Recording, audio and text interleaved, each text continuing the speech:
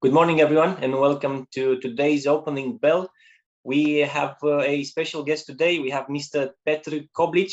He is the chairman and the CEO of the Prague Stock Exchange, as well as the president of the Federation of European Security Exchanges. Mr. Koblic, good morning. Hello. Good morning. Thank you very much for this interview, and thank you very much for participating. I wanted to talk to you about the situation in the European markets, what you're feeling regarding the markets from your position as the president of the FESE. And after that, we can talk about the Prague Stock Exchange, how things work there regarding market capitalization, number of investors and IPOs. And as well, in the end, if we can touch some ideas about what feedback you have for us, for Bucharest Stock Exchange, and what is the feeling in Prague about the what might be the biggest IPO in 2023 in Eastern Europe, the IPO of Hydroelectrica, Romanian company. Let's start with your feeling in 2023 regarding the markets. How do you see things nowadays? First of all, again, good morning, and thank you very much for inviting me. I would probably not like to speak so much about what I see on the markets as if the market's going to go up or down or what's going to be the volume. We are rather on the stock exchanges. We don't do investment recommendations, so we don't speak extensively about the price development on the markets. We rather see a global picture, and would like to see a global picture as far as number of the listed securities and volumes and maybe shifts of the volumes between the market and off-market venues. So what I do see on the market, probably a little bit comment on the market quality. Yes, I can imagine that the sentiment of the availability of the market for further IPOs and for market transaction is returning. Of course, we have been in a difficult situation last year where very few transactions were actually happening on the market. Because of the war in Ukraine, the market were so-called closed. Basically, investors haven't been ready to purchase big IPOs on the market, and the banks haven't been delivering those IPOs to the market and big transactions. I think that situation could change, and hopefully will change this year. So we could see a moderately better situation in a short-coming future. As far as the volumes, we definitely do hope that volumes will return to the market as well. Obviously, especially on some smaller markets, the volumes are depressed. That's what we see on other markets as well. Especially commodity markets are very much depressed volume, especially the electricity market and gas market. It is partly because of uncertainty of where the price is going to go, and also because of the risk management consideration of the institutions who are normally active on the markets. From the pan-European perspective, we would like to see more volume returning to the lit markets, to exchanges. Unfortunately, that is probably not going to happen. There is a long-term move for liquidity to go outside of the organized markets, outside of the lit markets, to the bank books, basically. We heavily criticize that as the European Federation of Exchanges, because we think that there are added values of transaction being executed on the transparent and lit venues, and that the transaction which are executed in the bank books as a systemic internalizers or in some kind of dark pools are deteriorating the quality of the price making in the European Union. So we hope that this shift will stop someday, or we are doing whatever we could to try to convince the respective regulators and policymakers to try to shift the markets back to the lit market. We, as Europe, we are the most fragmented market in the world. Most of the volume is happening off exchanges, and I think that was the major reason was the false implementation of the MiFIDs, MiFID 1 and MiFID 2, which we heavily criticized. So that's maybe the situation on the pan-European markets and the volumes as we see it. And specifically on my home market in Prague, I think it is very much copying the European development. We are classified as an emerging market, not as a developed market, but as emerging market. So we are very much influenced by the situation which is happening on other emerging markets. Obviously, the major story on our market is now same as in Romania, but completely different direction. Is what is going to happen with our biggest issuer, and this is a company called CEZ, which is the biggest energy utility in Czech Republic, biggest producer of the energy, where there are some voices and interest from the majority shareholder, which is government, to maybe split the company into two and have 100% ownership of 1/2 of that in order to finish some of the nuclear projects, which if done in a not well thought through way, that could have a harmful effect on the capital market. If it's done correct way, it should be basically neutral to the market, but we are very much in contact with the respective people and convincing them that they should really care about the way how they execute this transaction. So this is important thing. What is the first reaction of the investors regarding the split? I would say mixed. There are some investors who see the opportunity of the partial buyout, from the government, and they see opportunity to stockpile the portfolios with the stocks and later on being bought. And at the same time, they are heavily criticizing the transaction, as rumors were already out, how the transaction should happen, that it should be uneven split of the capital. That's a legal explanation, which many of the investors heavily criticized. I would say more vocal are domestic investors, various family offices who have definitely certain positions in the security, rather than international investors who've seen probably many things already, who've seen they seen a split of the utility companies in Germany, so they have certain confidence that it will be done in a proper way, so that they are not maybe so much nervous as some of the local huge family offices who are playing a kind of PR game already against the government. We are also a emerging market, secondary emerging market, and last year we had a record of daily turnover around 20 million euros. What's the situation in Prague? For instance, here in Bucharest, we have the majority of the liquidity in stocks, in equity. On the second place, bonds, and after that, other products. We don't have commodities yet. Right. So our volume is in equities only. Average volume for the last year, roughly 30 million euro per day, and it's equities only.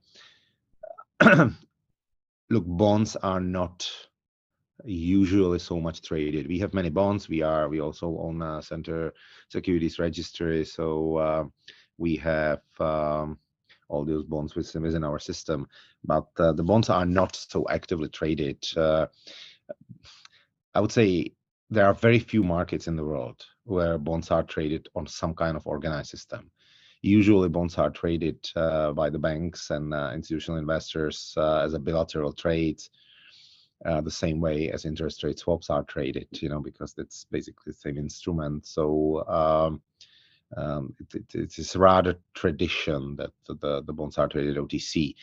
Of course, there is some volume happening on the market, but it is rather volume where smaller investors try to show their interest in some of the bond issues and try to provoke some liquidity in the order book system. But so far, the liquidity in the order book is very, very small. There are some initiatives from some of the smaller banks to start market making in some of the bonds on the system. I'm on the market 30 years. I actually started back in 90s as a bond trader, in one of the institutions. So I know the bottlenecks which are there. I would be we are supporting that heavily, but I would be rather surprised if that initiative will provoke some substantial bond turnover on our market. Speaking about commodities, we do trade commodities from our daughter company, which is a joint venture between us and Deutsche Börse. It's called PXE. This is the biggest electricity platform or electricity exchange in CEE. We trade, I believe, 14 countries, including Romanian electricity, on our screens, and the liquidity was growing till year 2021, heavily growing. Unfortunately, the energy crisis linked with Russian aggression took most of the liquidity from the energy markets, and if there is any liquidity, then it's only on the most liquid contracts, which are German contracts. So the liquidity on the peripheral market, unfortunately, dropped dramatically. So I think, and it's slowly returning back, but very slowly returning back. So we're gonna have some curve of the increase of the liquidity in the following 1 or 2 years, but we are not tremendously optimistic that we are going to be back at 2020, which was the highest volume traded on the PXE. It will take a few years. Regarding the liquidity, we have around 130,000 investors currently at the Bucharest Stock Exchange. What's the situation in Prague?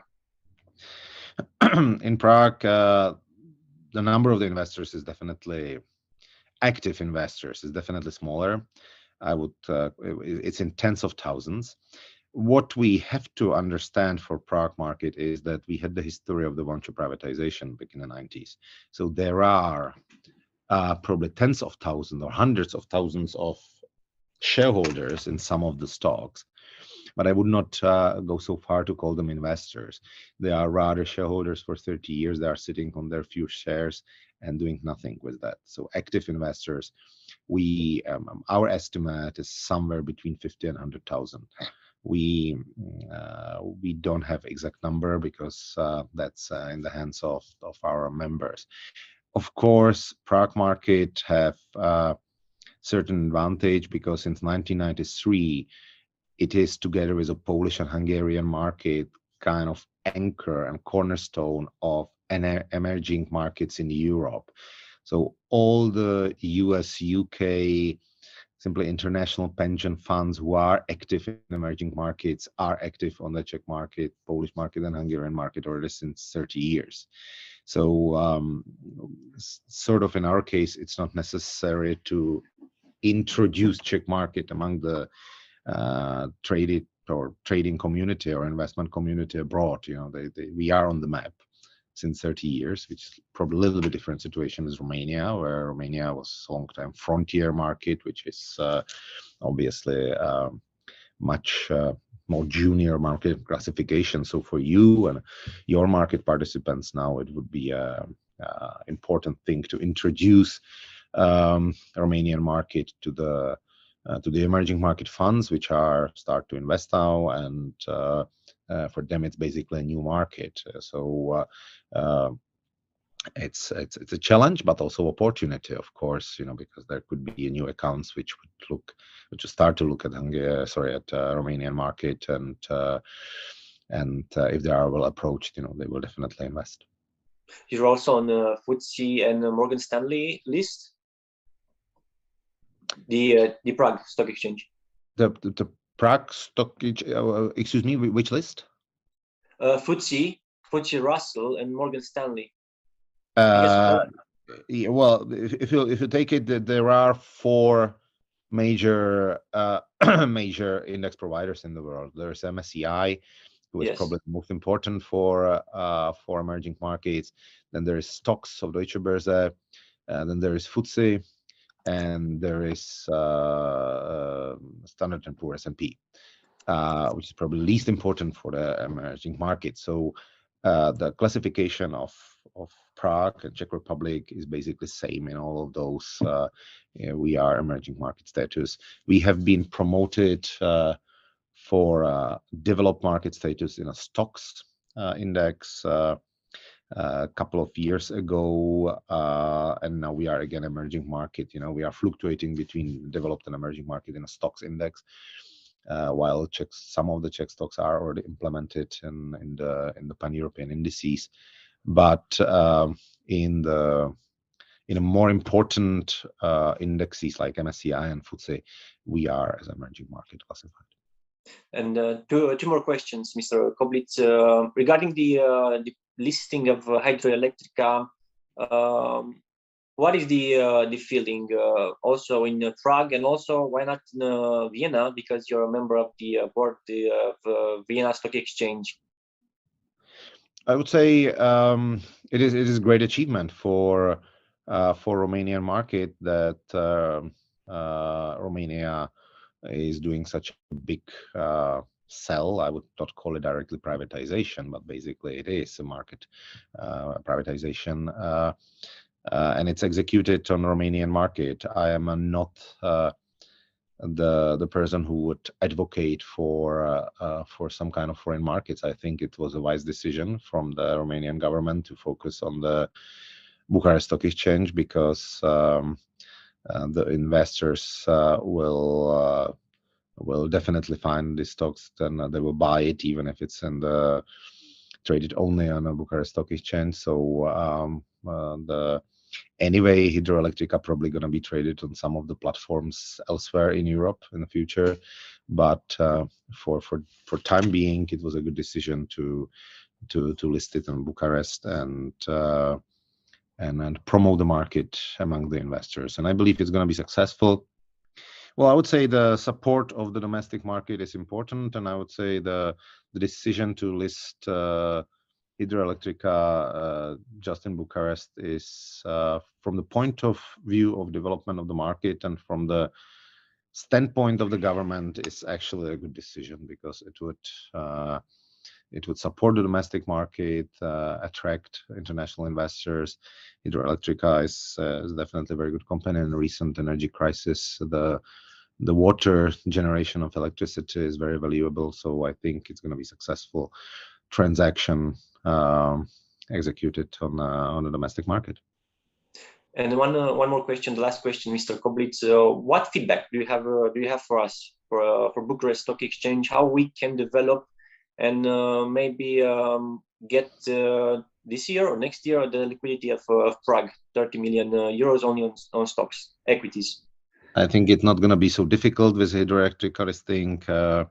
I would, it's going to be a showcase for maybe potential further privatizations. If it's going to be a successful transaction, definitely the investment bankers and the management of the stock exchange can speak with the government, maybe to have some other companies also privatized through the exchange, and that would be.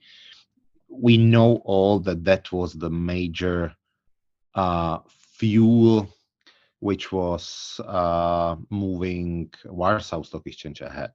For years, yes. Privatizations through the market were something which was definitely moving the market further on and developing the market. So I think if Romanian market would go in this footprints, it's definitely a good way to go. And hand in hand, there should be also activity on the private companies. It's a big pity that Romania, or actually whole Europe, was not successful in convincing probably the biggest European or Eastern European IPO ever, which was UiPath, which was happening in 2021 on Nasdaq. So I think that discussion with those guys for dual listing on home market, as I consider Bucharest, is their home market, would be definitely a wise thing to do as well. And I don't know how many of the similar companies, maybe probably smaller companies, but progressive companies you have on the market, the transaction or government transaction and privatization will definitely provoke the interest, and some of the private companies can sail the wave of the interest to the Romanian market, and it would be a very wise thing and very good thing for the capital market. Sail the way. We're going to conclude with this idea, this positive idea. Maybe we even stand a chance to beat Allegro IPO with Hydroelectrica for being the biggest offer in Eastern Europe. The numbers, from what we can see, are there. Thank you very much, Mr. Petr Koblic. Thank you for this interview. It was a great pleasure having you. Thank you for inviting me, and take care. Thank you everyone for watching this interview. Until next time, have a great day.